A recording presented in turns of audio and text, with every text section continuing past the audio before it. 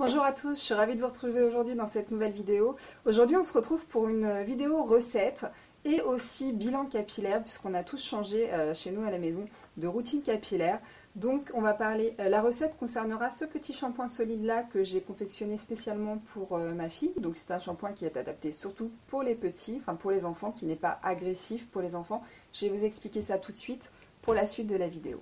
Donc petit verdict de cette nouvelle routine capillaire. Donc je vous invite vivement à me rejoindre sur Instagram puisque je poste toutes les photos de mes prépas sur Insta et donc je ne fais pas forcément de vidéos. Donc voilà, donc ça peut être sympa, intéressant pour celles que ça intéresse en tout cas. Et voilà, donc concernant la routine capillaire qu'on a adoptée depuis quelques mois maintenant, puisque ça doit faire 2 mois et demi, 3 mois qu'on a adopté cette routine capillaire avec les shampoings solides. On a noté quelques changements au niveau de nos cheveux, au niveau de la texture, au niveau du comportement de nos cheveux, parce que oui, le cheveu a un comportement, n'est-ce pas? Donc me concernant moi, j'ai adopté le shampoing vert. Je vais vous mettre la photo que j'avais mise sur Insta à ce niveau-là. Ce sont les deux tout premiers shampoings solides que j'avais confectionnés. Donc le vert étant pour mon fils et pour moi, et le rose pour mon mari et ma fille.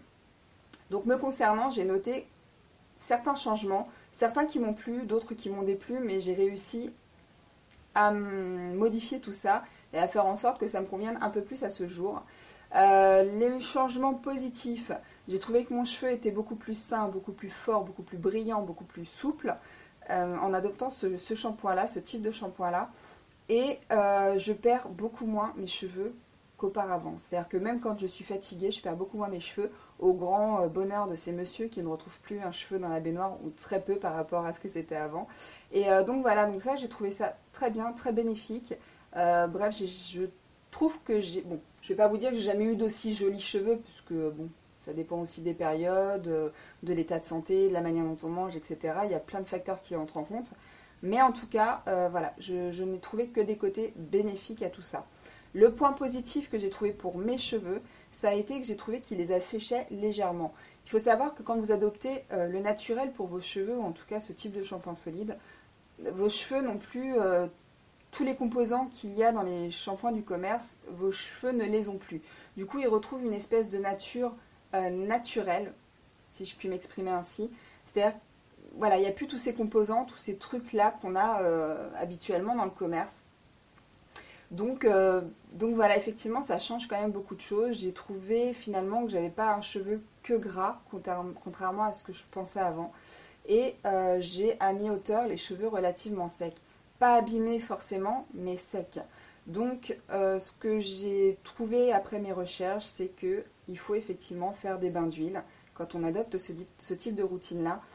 Personnellement, je fais une routine, je fais un bain d'huile environ tous les 15 jours, ce qui est amplement suffisant pour moi.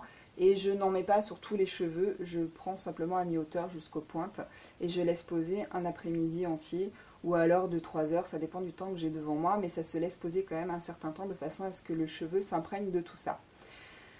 Autre chose à savoir, c'est qu'à chaque fois que je fais un shampoing, je prends un petit peu d'huile de coco, mais vraiment une goutte, enfin bon, 2-3 gouttes on va dire, c'est un peu compliqué parce que l'huile de coco ça reste un petit peu solide à partir d'une certaine température, mais bon voilà, j'en prélève juste un peu avec mon doigt, je l'étale sur le bout de mes doigts et j'en mets uniquement sur les pointes puisque c'était vraiment là que je trouvais que mon cheveu était le plus sec et j'en mets donc sur toutes mes pointes et je retrouve enfin un cheveu en santé. Tout simplement en santé, doux et brillant, et mes pointes sont hydratées correctement. Donc voilà. Que vous dire d'autre? Bah écoutez, c'est tout. Concernant le côté antipelliculaire qu'il était censé avoir, donc celui de mon fils et moi, il devait aussi avoir une action antipelliculaire pour mon fils, mais on n'en a pas trouvé. C'est vrai qu'entre temps, il a un peu changé de shampoing, il a un peu piqué celui de sa sœur et mon mari, donc je pense que les résultats ne sont pas probants par rapport à ce qui aurait pu être. Cependant, j'ai quand même réadapté un shampoing pour lui, j'ai changé de formulation. Et donc voilà, donc on va être en test là puisque je viens de le faire. On verra ce que ça donne. De toute façon, je vous en referai une autre vidéo pour vous en reparler très prochainement. Concernant mon mari, j'ai trouvé également que bien qu'il n'y ait pas de poudre de shikakai pour le sien, il perdait quand même beaucoup moins ses cheveux. J'ai trouvé qu'il avait les cheveux quand même beaucoup plus doux que ce que c'était avant. Et pour ma fille, on n'a pas trouvé de côté néfaste, j'ai envie de vous dire, simplement une irritation du cuir chevelu. C'est pour cela que j'ai C'est pour cela que j'ai reformulé un shampoing spécialement pour elle à l'huile de calendula qui est réellement bien pour les petits, pour les plus jeunes on va dire, et qui sera beaucoup moins irritant puisqu'il y a moins de tensioactifs dedans. Tensioactif, c'est ce que je vous avais expliqué dernièrement il me semble, c'est le pouvoir moussant du shampoing solide et c'est ce qui va permettre de laver en fait votre cheveu. Donc voilà, donc celui-ci je l'ai reformulé pour ma petite puce et c'est la recette que vous allez avoir avec une démo en plus du soir où je lui ai lavé les cheveux avec pour vous montrer que ça mousse et que ça lave correctement.